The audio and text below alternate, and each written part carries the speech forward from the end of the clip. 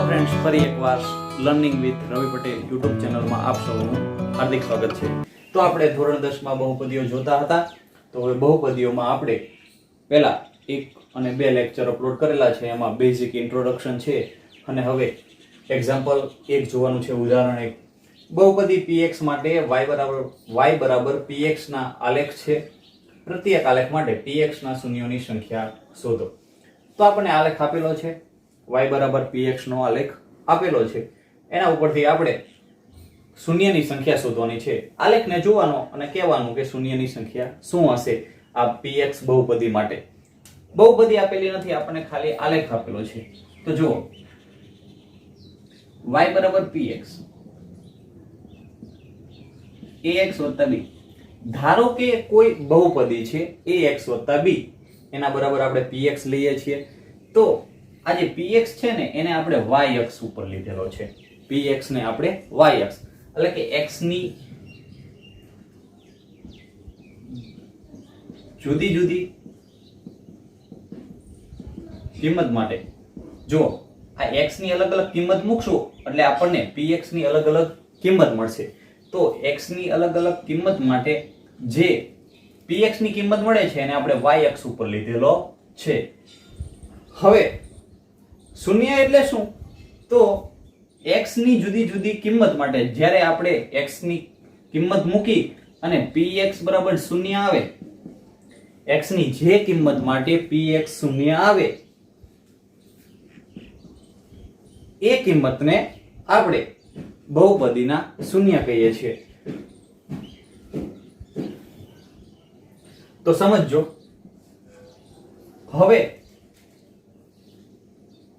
x ની કોઈ પણ કિંમત માટે y0 આવવું જોઈએ. શું? x ની કોઈ પણ કિંમત માટે y0. તો તમને ખબર હોય તો x અક્ષ ઉપર y0 હશે. એનો મતલબ કે આ લેખમાં જે આકૃતિ છે, જે પરવલય હોય કે સુરેખ હોય, એ આકૃતિ x અક્ષને જ્યાં કાપે તો એ એનું શૂન્ય થશે. બરોબર છે? આ જે આલેખ છે x અક્ષને એક બિંદુમાં કાપે છે, તો એનો મતલબ એક જ બિંદુમાં કાપતું હોય તો એનો મતલબ શૂન્યની સંખ્યા 1 થશે. કેમ? તો કે x અક્ષ ઉપર જ y ની કિંમત 0 હોય છે. હવે અહીંયા જો આ છે પરવલય, આલેખ કેવો છે? પરવલય, ઊંધો પરવલય. આપણે મેં તમને કીધું હતું કે દ્વિઘાત બહુપદીનો આલેખ પરવલય મળે છે અને એ > 0 હોય ત્યારે ઊંધો આલેખ મળે. તો જુઓ, y બરાબર px માટેનો આલેખ છે. તો x અક્ષને બે બિંદુમાં કાપે છે, 1 અને 2. આનો મતલબ કે આ જે આલેખ આપેલો છે એમાં શૂન્યની સંખ્યા કેટલી થશે? 2. x અક્ષને જેટલા બિંદુમાં છેદે આલેખ એટલા બિંદુની સંખ્યા એ શૂન્યની સંખ્યા થશે. હવે અહીંયા ધ્યાન રાખો, 1, 2 અને 3. ભૂલથી આ નહીં જોઈ લેવાનું, આ તો y અક્ષને કાપેલો છે. જો, એક બિંદુમાં, બે બિંદુમાં અને 3 બિંદુમાં, તો શૂન્યની સંખ્યા 3 થશે. હવે આગળ જો આલેખ કેવો છે? સુરેખ છે. તો આ સુરેખ બહુપદીનો આલેખ હશે. તો કેટલા બિંદુમાં કાપે છે? આ એક? ના, આ તો y અક્ષ છે. y અક્ષને એક બિંદુમાં કાપે છે અને આ x અક્ષને એક જ બિંદુમાં કાપે છે. અને આપણને બધાને ખબર છે કે સુરેખ બહુપદી હોય તો એને ફક્ત એક જ શૂન્ય મળે. તો x અક્ષને એક જ બિંદુમાં કાપતો હશે. હવે આગળ આ પણ પરવલય છે. જો પરવલય હોય તો એ દ્વિઘાત બહુપદીનો આલેખ હોય. દ્વિઘાત બહુપદીનો આલેખ વધુમાં વધુ કેટલા શૂન્ય હોય? 2 શૂન્ય હોય, 2 થી ઓછા હોય, કાં તો 1 હોય, 0 હોય. તો જો આ x અક્ષને કેટલા બિંદુમાં છેદે છે? અહીંયા y અક્ષને છેદે છે. અહીંયા જુઓ, તો શૂન્યની સંખ્યા કેટલી થશે? 1. હવે આગળ આ સર્પાકાર આલેખ છે તો જો કેટલા બિંદુમાં x અક્ષને છેદે છે અહીંયાથી ચાલુ કરીએ તો આ એક બિંદુ, પછી આ y અક્ષને છેદે છે એ નહીં લેવાનું, આ બીજું બિંદુ, આ ત્રીજું બિંદુ અને આ ચોથું બિંદુ.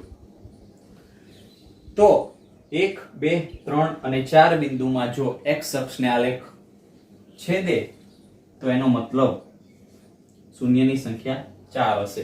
હવે સ્વાધ્યાય 2.1 જોવાનું છે બહુપદીમાં. તો આપેલ બહુપદી px માટે y બરાબર px ના આલેખ આપેલા છે. પ્રત્યેક આલેખ માટે px ના શૂન્યોની સંખ્યા શોધવાની છે. ઉદાહરણમાં આપણે જોયું કે જે આલેખ આપેલો હોય અને આલેખમાં જે સમાંતર રેખા હોય કે પછી પરવલય હોય કે પછી સર્પાકાર હોય, x અક્ષને જેટલા બિંદુમાં છેદે તેટલા બિંદુ શૂન્યોની સંખ્યા થાય. હવે એ કેમ થાય એ ફરીવાર એકવાર કહું છું. આપણે y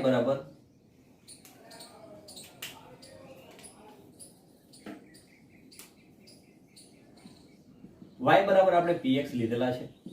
y બરાબર px નો આલેખ છે.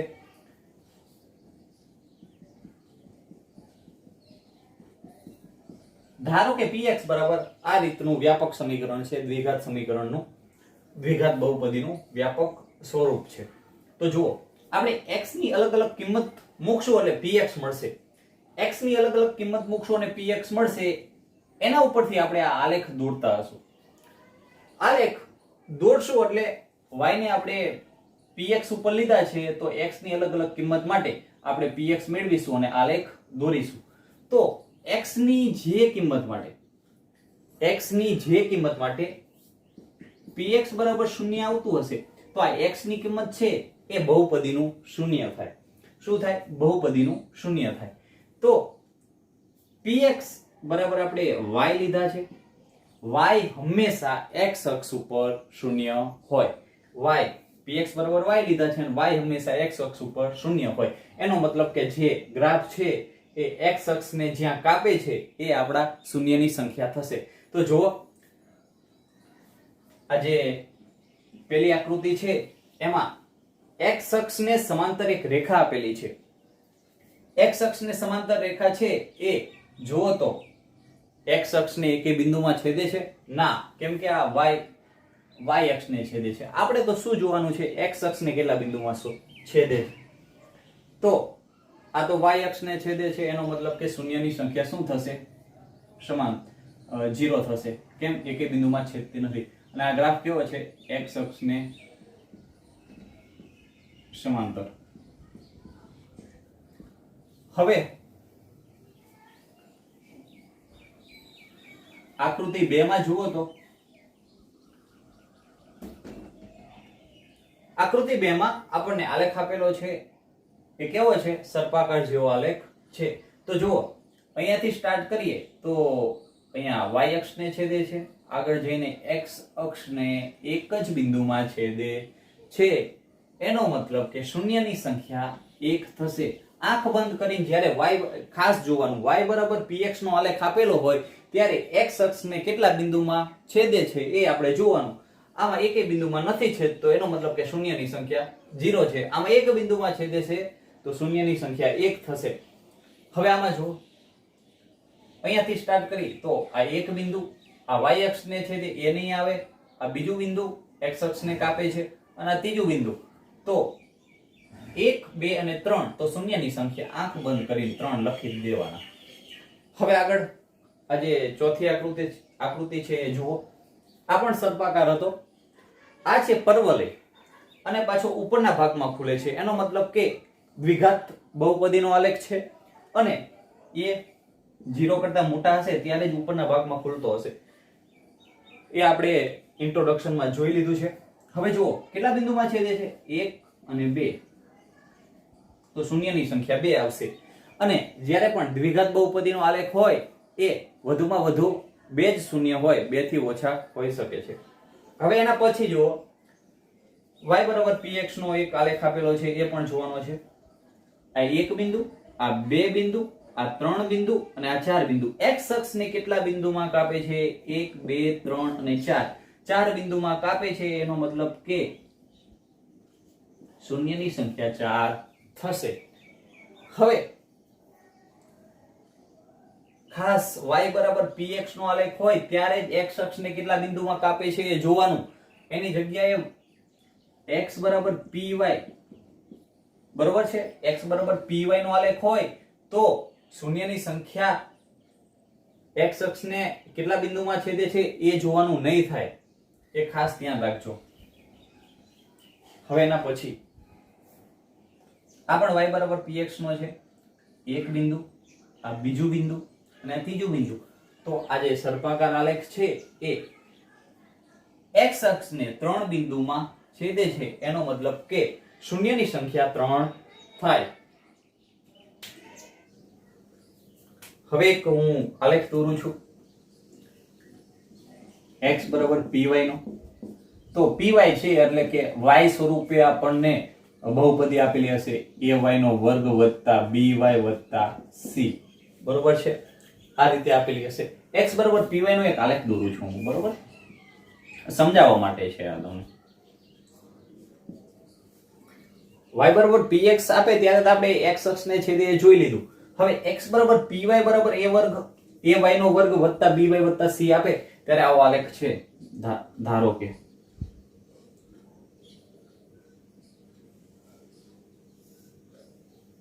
આવો આલેખ છે, બરોબર છે. હવે જોજો ખાસ, આ x છે, આ y છે, આ y ડેશ છે અને આ x ડેશ. હવે x બરાબર py એટલે y ની અલગ અલગ અલગ કિંમત માટે આપણે py મેળવવાના છે અને py એ કયા અક્ષ ઉપર લેવાના છે? x અક્ષ ઉપર લેવાના છે. x બરાબર py લેવાના છે. તો y ની જે કિંમત માટે py બરાબર 0 આવે તો એ y ની કિંમત એ આ બહુપદીના શૂન્ય થશે, બરોબર છે. py બરાબર 0 y ની જે કિંમત માટે, તો આ y ની જે કિંમત હશે એ બહુપદીના શૂન્ય થશે. તો પણ py ની કિંમત 0 ક્યાં હોય? તો કે y અક્ષ ઉપર. કેમ? py બરાબર x, py બરાબર x છે તો x 0 ક્યાં હોય? y ઉપરના દરેક બિંદુ પાસે x કેવો હોય? 0 હોય. કેવો હોય? x 0 હોય. ફરીવાર સમજાવું છું. x બરાબર py બરાબર ay નો વર્ગ વત્તા by વત્તા c, આવું દ્વિઘાત બહુપદીનું આપણે y ચલ તરીકે સમીકરણ આપેલું છે. તો આપણે py બરાબર x લીધેલું છે, એનો મતલબ કે x બરાબર py નો આલેખ દોરેલો છે. તો જે py ની કિંમત હશે એ x અક્ષ ઉપર હશે. તો py બરાબર 0 જ્યાં મળતા હશે, y ની જે કિંમત માટે py બરાબર 0 મળતા હશે તો y ની એ કિંમત બહુપદીનું શૂન્ય થશે. અને py બરાબર x લીધા છે, એનો મતલબ કે 0. તો x જ્યાં પણ 0 હશે, જે બિંદુ પાસે, એ દરેક બિંદુ શૂન્ય થશે, બરોબર છે. તો y પરના દરેક બિંદુ પાસે x યામ કેવો હોય? 0 હોય. એનો મતલબ કે આલેખ y અક્ષને જે બિંદુમાં કાપે છે એ એના શૂન્ય થશે. પરીક્ષામાં આ રીતે x બરાબર py નો આલેખ આપી દે ત્યારે મૂંઝવવાનું નહીં, ત્યારે આપણે y અક્ષને જોવાનો.